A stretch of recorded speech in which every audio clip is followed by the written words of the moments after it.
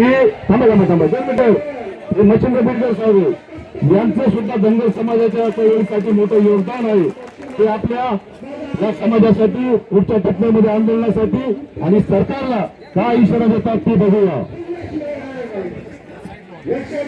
उपस्थित माझ्या तमाम बांधवांनो आणि भगिनींनो,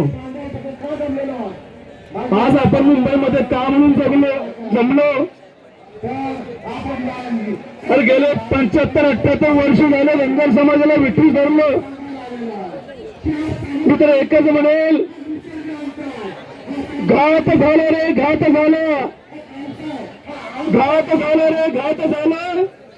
देवाचा म करून नारायणराव पेशव्यांचा घात केला, पैसाची घात केला रे घात केला. या महाराष्ट्रातील सरकारने धनगराचं धो काढलं आणि डो घातला, रो काढलं आणि डो घातला. पैसाची घात आमच्या धनगर समाजाचा केला. काय गरज होती 1991-92 ची धनगर समाजाला एसटीची सवलत देण्याऐवजी एनटी मध्ये घातलं पवार सरकारने. आणि आज मात्र फडणवीस सरकार आपल्याला झुलवत आहे. का खेळ खेळता धनगर समाजाची जोदाशी? अरे आमचा बोराडे मरणाच्या दारामध्ये आहे. किती खेळ खेळवता रे आमचा? बिके कोकरे गेले, डांगे गेले, शेंडगे गेले.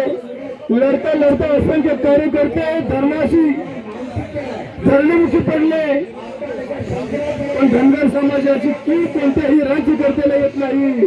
आणि म्हणूनच इथे इशारा देतोय माझ्या बांधवांनो, आपल्याला एसटीचं सर्टिफिकेट घ्यायचं की नुसतं परत जायचं? तुम्ही सांगा. सर्टिफिकेट घ्यायचं असेल तर वरती हात करा.